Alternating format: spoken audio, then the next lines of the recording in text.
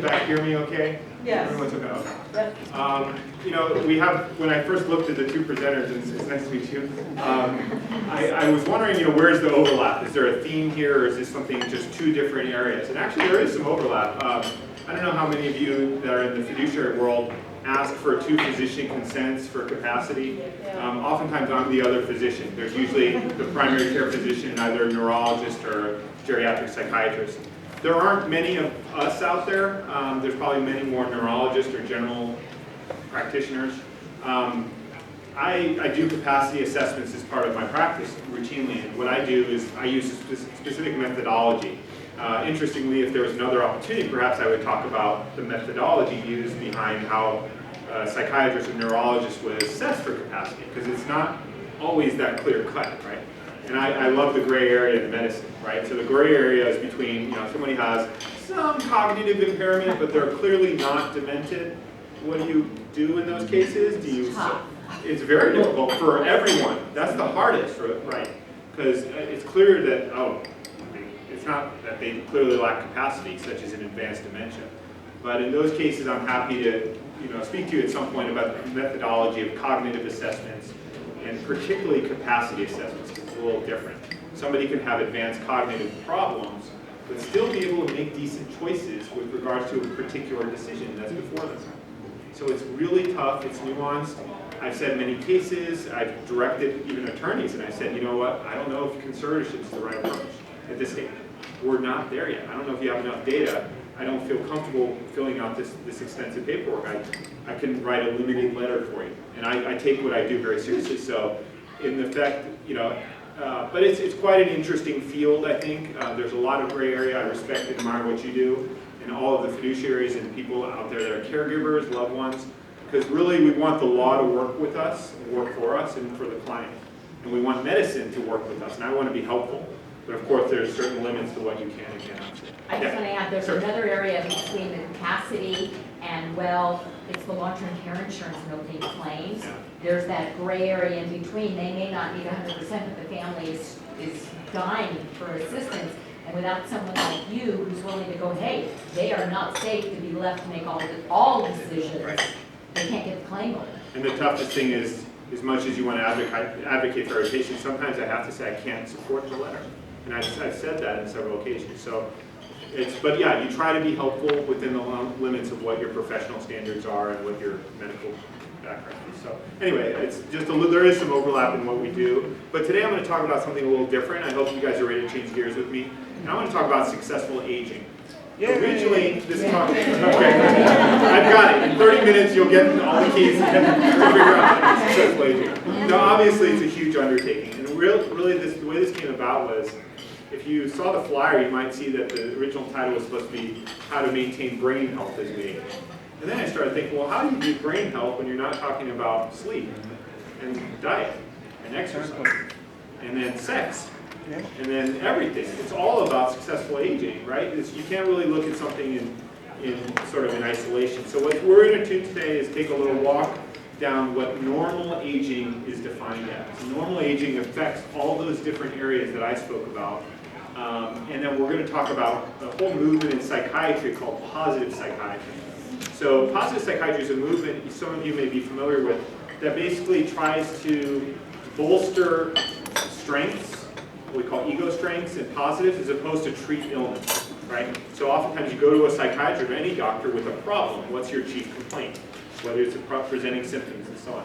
So what we're going to do is a little different, which is really talking about how to foster positives and ego strengths in the face of things that do decline as age goes on. So my first slide is an outline. And basically we're going to look at 4 different areas, basically cognition, sleep, sex, and an interesting thing I threw in at the end called, happiness. We all want happiness. So how to maintain happiness as time goes on. Okay, and look at what the data shows and research shows in terms of how to do all these things and thrive despite losses with age. And then we're going to talk about, I'm going to make this sort of, there's the bad and the good, okay, and that's what I want to try to frame it. So for each of these categories, we're going to talk about what happens as time goes on and then how to overcome it successfully. So first, cognition. All right, well, who here, let's do an audience survey. How many of you think that your cognition right now is the best that it's ever been? Okay, we have one brave person. I'm not complaining. One brave person. Don't blow. I won't ask your age.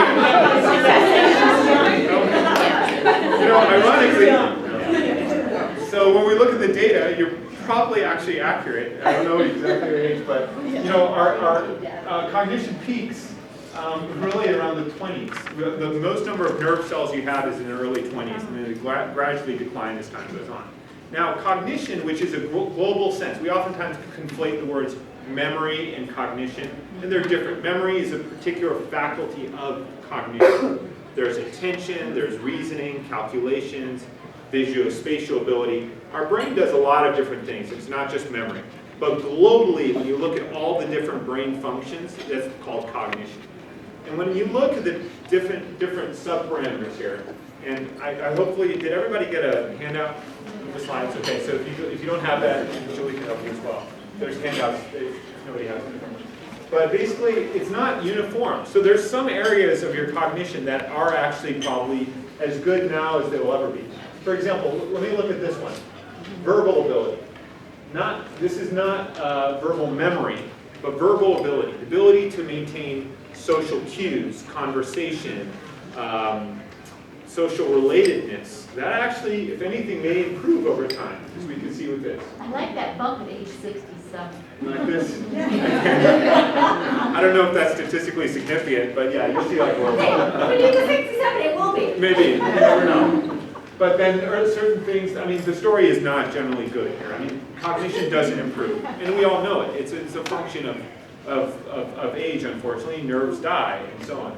Now, having said that, there's ways to impact the curve. There are ways to impact the curve. People take this as a given, and this is like normative data. It's not individual. It's not customized to you. So there's ways that I want to talk about today to try to improve what, unfortunately, a phenomena that increases or worsens over time.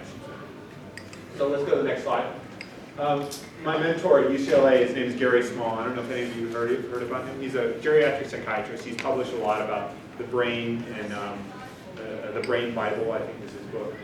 Long story short, this is a 14-day study where they took participants and they divided them into two groups. Those that basically did this intensive diet, exercise, and cognitive training modification program. Sounds like a handful, but basically where they had coaching on how to eat, sleep, exercise, and then they did brain training. And they looked at their own brains from time 0 to 14 days later. Now this is what's called a PET scan. And PET looks at metabolic activity in different parts of the brain. And what you'll see here, this is a part of the frontal, just the front part of the brain, this is the back. And here this is called the dorsolateral prefrontal cortex, which is involved in planning, organizing, sequencing. It's really a higher part, very important part of our brain. What it showed in 14 days with this intensive program, like a boot camp, if you will, like a brain boot camp, there's a 5% decreased blood flow in the frontal part of the brain. Now, decreased good or bad? Generally it's good. Basically it means that you don't need as much activity to get the same result. So imagine those of you who go to the gym, if you work out, right, if you keep doing this 1,000 times with weights, the next time you come in, what happens? It hurts. Yeah.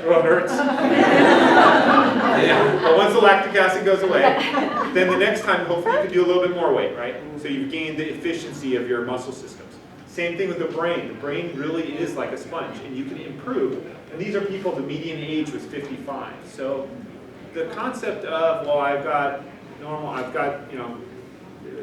age-related senile dementia. I just cringe when I hear that. First of all, we don't use those terms anymore. And also, that's implying that you can't get over it and you can't improve, and that's not the case. Now, you won't get this information from drug companies because there's no real incentive. Diet and exercise is not really something that they can sell to you, but you can improve the brain. So imagine doing this not 14 days, but making a whole lifestyle of it. Let's move on.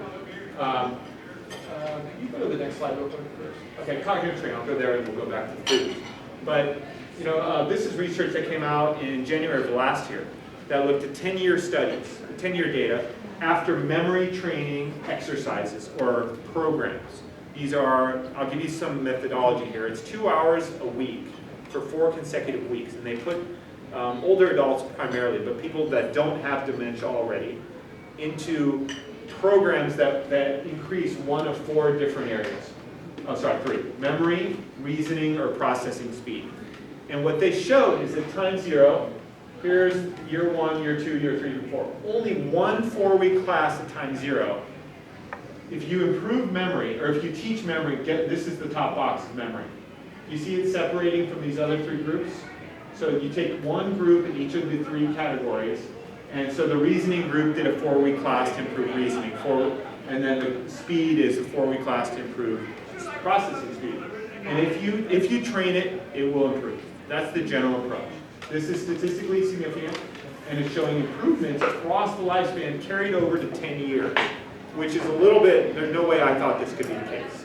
In other words, you do a class for 4 weeks at time 0 to improve your memory. Time 0 being maybe what age? Oh, no, time 0 is the starting point of the study. Right. Sorry, when we say that, the median age was in the mid-50s as well. Good point. But they didn't have Alzheimer's or any type of dementia. And at 10 years out, there's still separation from placebo within that group. It's phenomenal. Imagine. I mean, it's a small amount that separates, but still, you're still having statistically significant at 10 years. Which basically says, if we can improve the synapses of the brain, the wiring, and get them working, getting those nerve cells firing, you're setting off a pattern that differentiates yourself throughout the years. And this translates, believe it or not, into, have any of you heard the term independent activities of daily living, IADLs? Basically, it's a term. Say that again. I'm being, oh, you're being in facetious. this room, that's why. Okay, IADLs. But if you haven't heard of it, it's basically like, finances, medications, driving, things that require higher order cognitive functioning to participate. And basically, there's correlations between these brain improving exercises and IADL independence. So the ability to be independent with these activities. Okay, so there's data out there. So to say that it's defeatist, we're fighting a losing battle, that's not 100% accurate. The brain does decline over time, but we can enhance it. If we can kick the bucket of Alzheimer's disease 5 years down the road, imagine what burden of illness impact that'll be on society. Yes?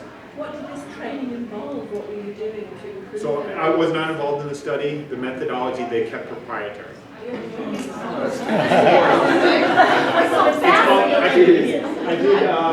don't have the, can all of you write down, it's called ACTIVE study, ACTIVE, and it's available publicly. Again, this data, I just took a segment of it. ACTIVE studies, a 10-year study on memory training. I think if you type in ACTIVE and memory training, you'll be able to find the actual study. But the methodology they kept a little hidden. All right, let's go back down here. I wanted to talk about some superfoods. This is always exciting or entertaining. What are you going to eat to maintain longevity? Now, there's a lot of good data on a lot of these foods, okay? And the thing is, again, no pharmaceutical will tell you about it, but some of you guys may know it. So going through, I'll use this as blueberries. Basically, berries in general, blueberries, blackberries, and strawberries have high antioxidants. Antioxidants fight off free radicals that are involved in cancer, heart disease, stroke, and hypertension. I mean, a lot of different illnesses are associated with free radical formation. So antioxidants, basically. Kale, again, phytonutrients, there's a whole component. I'm not going to list every single one, but bottom line is, coconut oil has been good data suggesting that there could be improvement for cognitive training. Isn't dark chocolate supposed to be on there? You like it too. I can't make this. What is dark? Does anybody know what dark chocolate has in it that could be beneficial? Same thing, antioxidants, high degree of antioxidants. So it should be up there. I'll put it up. Cocoa as well, same deal. There's There you go. cocoa. Yeah. chocolate. Oh, yeah. So basically, omega-3 fatty acids, a lot of these have that. A lot of these have phytonutrients and antioxidants. I'm sorry, this was afterwards that this won't be in your handout. So if any of you want an actual list, you can find it. It's there. But I don't say, make this your own whole diet, but make this a component. Try to add a few superfoods. I do. And I just got into kale over the last year or so, and you add a little bit of kale. First it tastes disgusting, and then you get used to it. But it's good for you, it's good for your brain. Okay. Put it in a smoothie. But it is smoothie, that's right, small amount. Okay. This is just another, this is even more drastic.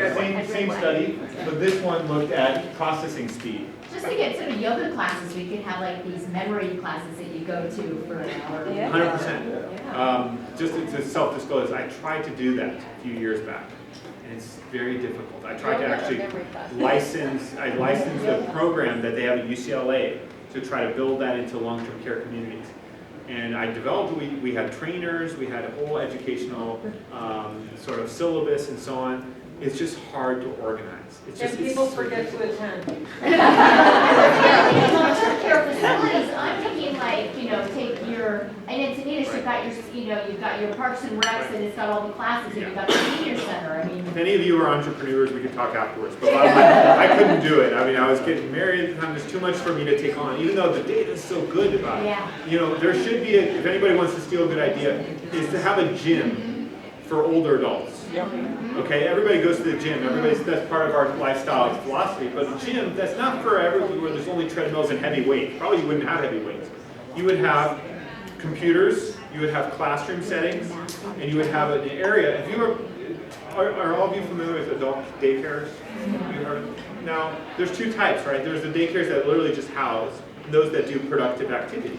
So that do brain training and brain games. There's long-term care facilities that have as a key component, I'm gonna just throw this out, but has anybody heard of the Belmont Village? Yeah. They have something called a Circle of Friends. Now, Circle of Friends is basically this cognitive enhancement or training program. I love it, and it's actually well designed. I mean, it's something that a physician, I think it was a nurse practitioner that developed it, but it's wonderful. So, I mean, we need to change our mindset between accepting a terminal diagnosis, which is Alzheimer's disease, which from time to diagnosis to death is about 8 to 10 years, and it's gradually declining, and about the midpoint you end up in a nursing home. It's very devastating. All of you that have worked with really dementia, and I see it every day. These are, and somebody mentioned, had a joke about they forget to come to the class. Actually, we screened out people with dementia. The key that we can, if you can impart nothing, and I know we're not talking about Alzheimer's today, but once the mechanism of action starts going, the cascade, it's hard to reverse the course. So really what the focus needs to be is preventative medicine. Before they get diagnosed, even in the MCI stages, mild cognitive impairment, that's when or even earlier, for all of you, even myself, we need to get our brains situated to work on a daily basis with methodology. It's not just, okay, I'm going to read a book and that's great. It's really enhancing various parts of the brain. For example, those are people that we talked a few weeks ago, those people that have impairment in, let's say, planning and organizing sequencing, what we call frontal lobe functioning. I go through a series of exercises where I'll say, how about this? With the caregiver, instead of just sitting there watching TV and letting your brain rot, having, go ahead and let's write a letter to somebody. It could be a fake letter. Okay, well, that takes a lot of your brain capacity. If you don't do it, you're just going to wither. You have to write the letter. Okay, how are we going to do it? We're going to fold it, okay, to fit in the envelope. Then you put it in the envelope. Then you got to lick it, and then you put a stamp on it. That's actually a very complicated series of activities. And for our, let's say, people with advanced dementia, even advanced dementia, that could be a good exercise to enhance the frontal lobe. So I take that approach of whatever's impaired, we can work on it, as opposed to just accepting that as is. So moving right along, that was a hot topic, but let's go on. Sleep. How many of you sleep? If anybody wants to entertain this, the same as when you were like 20 years ago. Sleep, everybody realized, I started like waking up in the middle of the night. If I drink too much water, I'm going to wake up and start peeing. And that's annoying. I'm like, oh my God, But the point is it changes, and it changes with nature. Okay, so let's move forward. So this is before 50 and after 50. And this is the normal sleep-wake cycle for somebody under 50. And this is the normal sleep-wake cycle for somebody over 50. Now what do we see? Anybody familiar with the stages of sleep? There's 1, 2, 3, 4. Basically, and then rapid eye movement sleep and awakefulness. Rapid eye movement is actually not the deepest sleep. REM sleep is not the deepest, but it's when you're dreaming. It's the closest to being awake. Yep. And the deepest is actually 3 and 4. That's when you get the most restorative.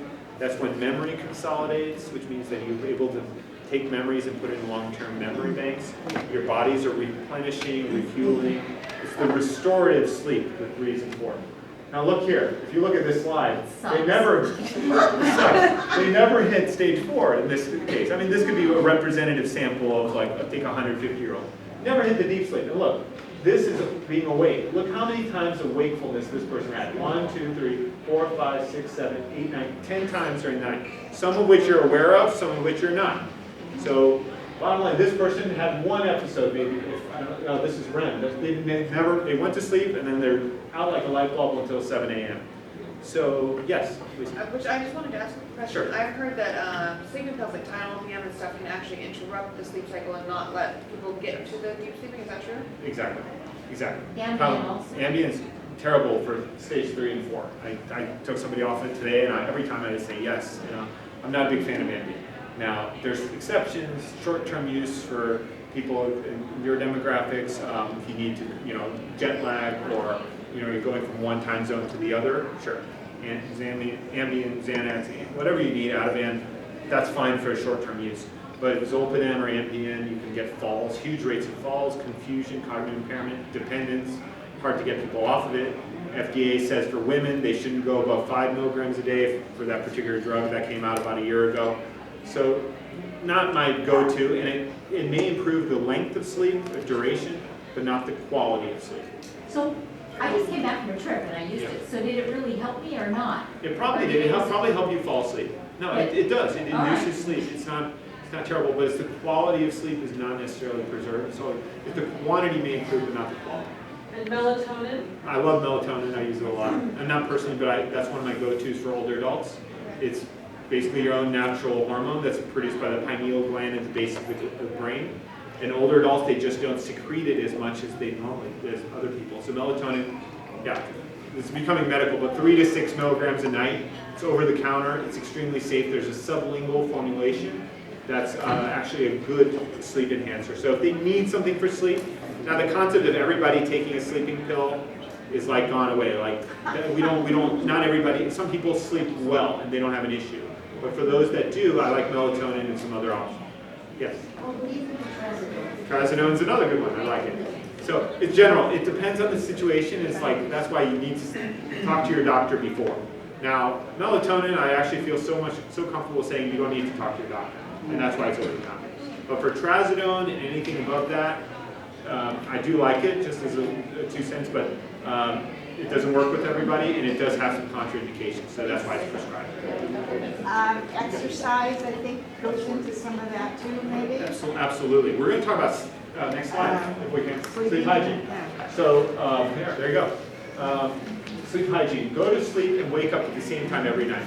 That's a huge issue, and a lot of teenagers, young adults don't get that.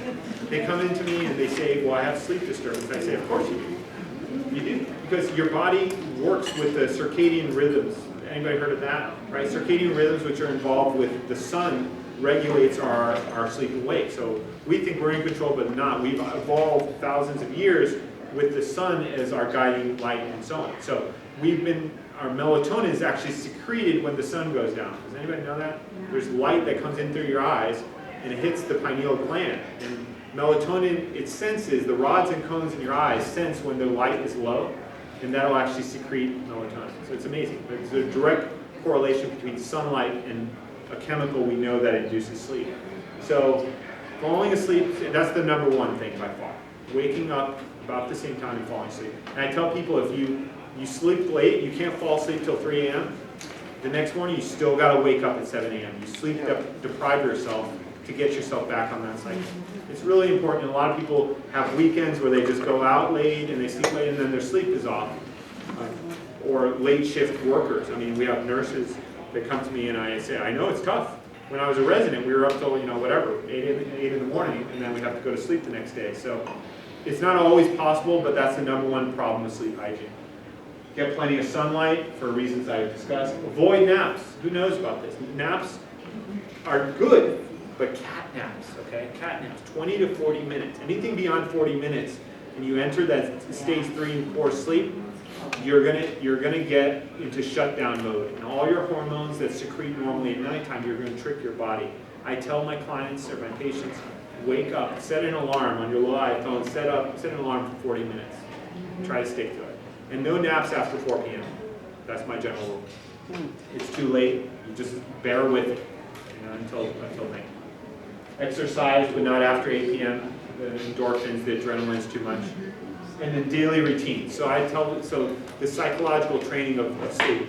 So every night I eat, then I brush my teeth, then I unwind, I change my clothes, I read the newspaper. Like having a routine is actually almost like psychological training for your brain, and then when it's time to fall asleep, it's just like the next thing to do.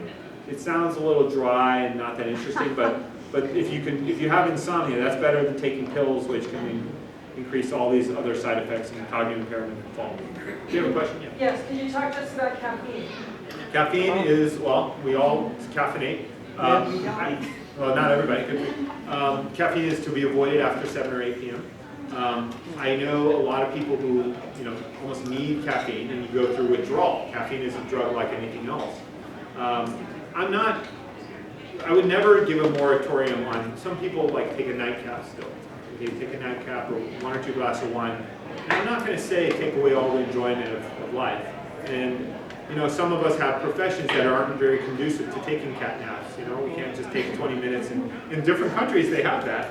In different industries, in Silicon Valley, they have places where you can just take like a little cat nap if you need it. And it actually is shown to improve productivity, believe it or not. But we're not there yet. We don't have nap stations and so on. So the answer to your question is, use caffeine and avoid excess and avoid after 7 or 8 p.m. Okay? And caffeine is also a diuretic. Everybody know that? Yeah. So you're going to pee a lot more. So, okay. Sex. Okay, so we're going to talk about sex. Normal, quote, changes associated with sex, and then sort of how to address that or deal with it. So causes of sexual dysfunction. These are conditions that give rise to problems with sex. Some of it affect the mechanism of sex, some of it affect interest. So mechanistically, for example, diabetes, it can affect the blood supply and the vascular distribution to the gonads. So basically you're going to have constriction of blood vessels, and like everything else, if there's no blood, it's not going to, no erection, And arthritis, pain, hormone imbalance, low testosterone is a big thing. So they do advise men at some point after 60 to get to a testosterone check. Depression, medications. I didn't put substance abuse. I didn't put substance abuse. Alcohol is a huge contributor to erectile dysfunction as well as the loss of libido or interest. So a lot of different things, and medications. Many medications can actually promote or restrict, right? There are medications to enhance sexuality. So a lot of reasons why sex changes as time goes on. But let's go to the next slide. Some of you might be surprised by some of this. So number one, 50% of people over 60 are sexually active. I don't know if that's surprising or not surprising. I expected it to be more. And a lot of them, unfortunately, because of stigma, aren't sexually active for the wrong reasons, right? They think that we can't change this. I can't, or they feel embarrassed or ashamed, or they, right? Or there's so many different things that are actually reversible in the previous slide. If they have a poorly controlled diabetes. Those are things that can affect sexual function, but they're not often addressed. So it's up to us as well to ask and not feel embarrassed by it, because you can direct them to the right professionals. For example, a major problem with sexual dysfunction for men is prostate problems. Okay, both benign prostatic hypertrophy, BPH, or prostate CA cancer, or what have you. And urologists can oftentimes be able to address these problems both. At the same time they're dealing with the prostate, dealing with the urinary system, they can help with the genitourinary system. So, as much as possible, asking and not being stigmatized. So, but 50% are sexually active. Now, what's interesting for normal behavior, well, interest does not change, but the behavior does. The frequency of intercourse changes. It's just, that's the nature of but there's an emphasis on quality rather than frequency. What is quality? Communicate love, warmth, sharing, commitment, and affection, okay, as opposed to the act itself. So just interestingly, just to borrow from my neuroendocrine colleagues, anybody heard of the difference between, has anybody heard of oxytocin? Okay. What is that? That's a chemical that's involved in bonding and attachment. So it's interesting, we're all wired, we're wired neurochemically. When we first meet somebody, what lights up? Is it oxytocin? No, it's actually dopamine. It's dopamine, adrenaline, norepinephrine. Wow, I like this person, that's wonderful. It's, you're attracted, you're in love. It's called limerence, we say in psychiatry. That fades, sorry to tell you, but after about 1 or 2 years, the neuroendocrine pathways of like really attractiveness go straight down after about 2 to 4 years. Limerence fails. So if you have the Elizabeth Taylor, anybody remember Elizabeth Taylor? Philosophy, she goes through, after limerence fades, she gets a new one, right? I'm no longer in love, right? And that is not biochemically, everybody can make the choices that they want in their life, but biochemically that's not really consistent with what's happening in her brain. Because her brain is switching from the attraction phase to the oxytocin phase. And what's also known as vasopressin, okay? It's a neurochemical, it's a hormone in our brain that's secreted as time goes on. And it's involved in attachment. And it's different from limerence or lust, if you will. Okay? So neurochemically, we're evolved to change from more that dopamine, thrill-seeking philosophy to more attachment and bonding. And we all know this, but it also is nice to see neurochemical correlates to what's going on in our brains. And by the way, keep interrupting me if any questions arise. I like to take it along so so people don't forget. Finally, depression. Depression is, let's go to the next slide. Depression statistics. So here's overall. It actually increases in the 40s and 50s. And here's women. Women take a spike. And a lot of people say it's because they have to deal with their husbands. So anyway, but then look what happens. Depression actually declines with age. And that's interesting. A lot of people don't realize that. Now, it depends on circumstance. Now, this is very confounded by where you are and what your situations are. So people in nursing homes and skilled nursing, long-term care facilities, this number is significantly high. It's much higher, men and women. And if you look at suicide rates do this. Could everybody see my pointer here? Yeah. It's actually around the 18s, teens, there's a peak, goes down, and then it goes straight up for both men and women. And I'll do it again here. 18, you're going in the 30s, 40s, protected, and then straight up. So in other words, suicide risk increases for both men and women as age goes on. It's directly correlated. And it's something we should all factor in because we deal with older adult clients. And you're not psychiatrists and so on, but just keep in mind, a lot of people in San Diego, we have a lot of vets, a lot of post-military, a lot of people with untreated PTSD and traumatic experiences, and 1 or 2 losses, and that's it. And the problem I have is, as a mental health practitioner, is oftentimes it's treatable. It's treatable, it's either medically treatable or psychosocially treatable. And what I mean by that is by getting the right resources or tools. It's not convincing them out of it, but helping them through a difficult, dark time. Just like they have cholesterol or diabetes is treatable, so is mental illness, okay? So, oh yes, yeah, okay. There's a lot about linked to loneliness. So Yeah. not only that. So it's a good question. She asked, is it linked to loneliness? And they've controlled for all these other independent factors in these. So people say, is it linked to loss? And the answer is not necessarily. Now, what's interesting, if I could let's go to the next slide. Instead of talking about depression, let's talk about happiness. Now, this is called the U-curve of happiness. I don't know if anybody's seen this, but just like the U-curve of suicide, this is a little counterintuitive, but work with me here.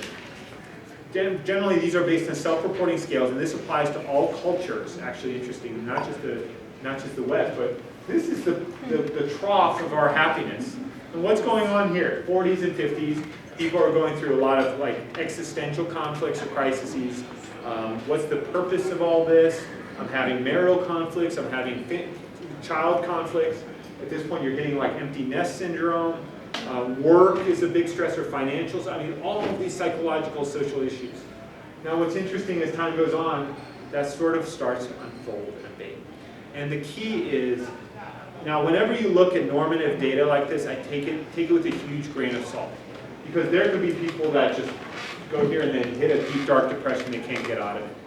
Okay, there's people that just are totally excelling, and they get being an older adult, and they're thriving. They're the best now that they've ever been, and that's wonderful.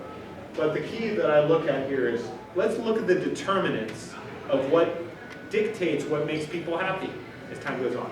Let's go to the next slide. Well, here we go. Here's 10 scientific ways to be happy. Now, what's interesting is you're not going to see much about making a whole bunch of money. And, Now what's interesting is how about relationships? Spend time with family and friends, plan a trip, meditate. We talked about sleep, we talked about exercise. Helping others is actually a key component to happiness. Now what's interesting, all these factors only makes up 50%. Do you know what else is the other 50%? Anybody? Yes, sort of. How you're genetically wired. It's genetically predisposed. It's a little unfortunate. We like to think that we're in control of everything. 50% of our happiness is determined by genetic causes. You know that? In other words, just by Mother Nature. And there's cultures that are systemically more happy. They almost have happiness genes. We haven't identified them, but there's happiness genes. So your thermostat is very much dictated by biological factors. And what they've done is it's not just upbringing. People think, well, that's because of the family they grew up in. And that's not true. They've done actually separated, and I don't know how they have all these studies, but separated twin studies. So twins that are separated at birth in two different communities. Now what's more important, and psychosocial upbringing is clearly important. I'm not going to say you can't get it if you're abused or neglected, or if you don't have a happy childhood, that's going to color your perception throughout life. But what's even more important is the genetics. So people are able to withstand higher degrees of turmoil and life stressors if they have a particular set of genes that predispose towards happiness. So 50%, and situational factors as a whole, i.e. jobs, finances, educational status, successes or failures, collectively 10% of the variance of happiness is induced by those factors. We put how much of our time and effort into those factors. Right? If I just had $1 million, I'd be so happy. And it doesn't work like that. And unfortunately, if it did, we would all have the magic ticket or whatever. We'd all strive for that. And we all do, but it's not really the real determinant of happiness. Now, and interesting, within finance, there's another curve. I'm a big fan of curves and looking at that. But it does go up. Oh, that's okay. That's it. I'm tracing it here. It goes up to about $50,000 in US dollars. So there's happiness is correlated with income to about $50K for a household. At $50K on,